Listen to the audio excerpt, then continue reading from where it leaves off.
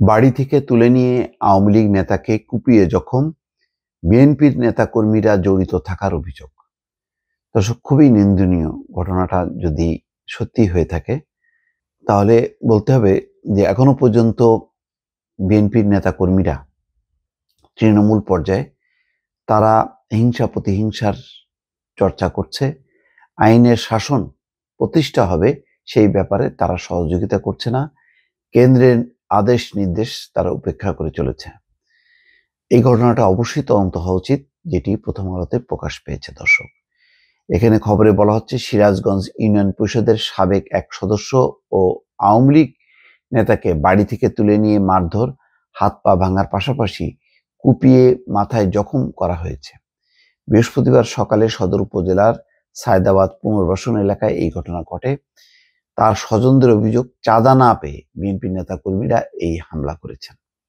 আহত ওই ব্যক্তির নাম সেলিম রেজা। তিনি সদর উপজেলার সায়দাবাদ ইউনিয়ন আওয়ামী লীগের সহসভাপতি, একই ইউপির সাবেক সদস্য ও বাসিন্দা।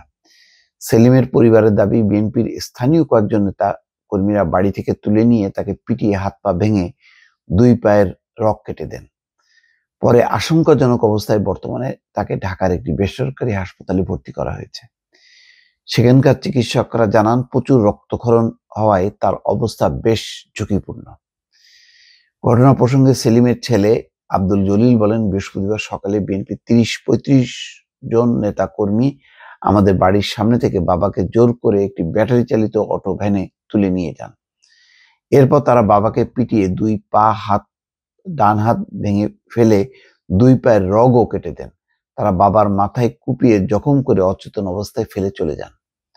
পরে স্থানীয় লোকজনের কাছে খবর পেয়ে সেখান থেকে তাকে উদ্ধার করে সিরাজগঞ্জ জেনারেল হাসপাতালে নেওয়া হয়। সেখানে কর্তব্যরত চিকিৎসক তাকে দ্রুত উন্নত চিকিৎসার জন্য ঢাকায় নিয়ে যাওয়ার পরামর্শ দেন। সেলিম রেজাকে একটি হত্যা মামলার আসামি করায় গত 5ই আগস্টের পর থেকে তিনি আত্মগোপনে ছিলেন বলে জানান সায়দাবাদ ইউনিয়ন আওয়ামী লীগের সভাপতি সাইদুল ইসলাম। তিনি বলেন, সম্প্রতি হাইকোর্ট থেকে জামিন নিয়ে 3-4 দিন আগে বাড়িতে ফিরেছিলেন।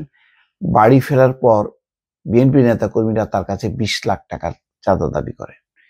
এই অর্থ না দেওয়ায় তাকে তুলে নিয়ে হত্যার উদ্দেশ্যে এমন মারধর করেছেন। আমরা এই ঘটনার তীব্র নিন্দা জানাই এবং বিচার দাবি করছি। দর্শক, অবশ্যই এই ঘটনা তদন্ত হওয়া উচিত এবং সাংগঠনিক শাস্তি তো বটেই, আইনগত পদক্ষেপ নেওয়া উচিত। কেন আইন নিজের হাতে তুলে নেবে বিএনপি নেতা কর্মীরা? এই অধিকার তো এখন দেয়া হয়নি, এই অধিকার কখনো ছিল না এবং এটাকে নিরুৎসাহিত করার জন্য বিএনপি নেতারা দফায় দফায় চেষ্টা করেছেন, কিন্তু তারপরও এই ঘটনা ঘটেছে। এই দায় কার, কোন নেতাদের উপর, সেটি অবশ্যই সাংগঠনিকভাবে তদন্ত করা উচিত বলে মনে করছি। দর্শক, ভালো থাকবেন। আল্লাহ হাফেজ।